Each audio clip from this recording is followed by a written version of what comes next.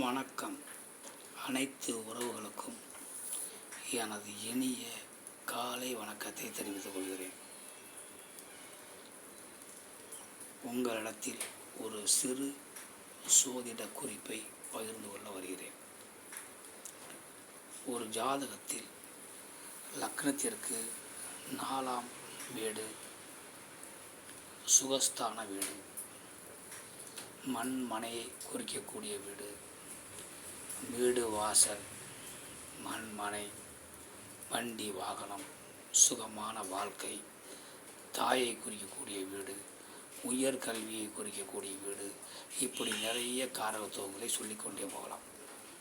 இப்படிப்பட்ட அந்த 4ஆம் வீட்டில் வீடு பாதிக்கப்பட்டால், 4ஆம் வீட்டின் அதிபதி பாதிக்கப்பட்டால், அந்த ஜாதகர்கள் வெளியூர் சென்று தனது பிறந்த ஊரை விட்டு வெளியூர் சென்று தொழில்கள் செய்து வாழ்வில் வளம் பெற அதிகமான வாய்ப்புகள் உள்ளது.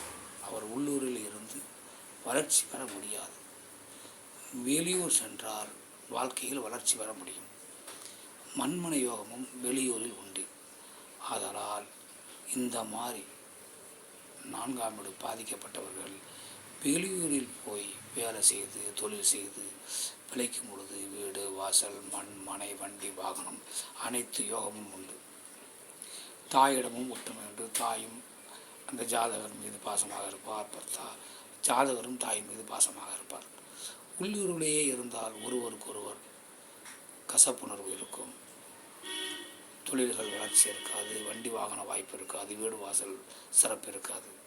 ஆதலால் வெளியூர் சென்று தொழில் செய்து பிழைத்தால் அனைத்து சுகஸ்தானமான சுகபோகமான வாழ்க்கையும் கிடைக்கும் என கூறி மற்றவற்றை நாம் அடுத்த வீடியோ காண்போம். நன்றி, வணக்கம்.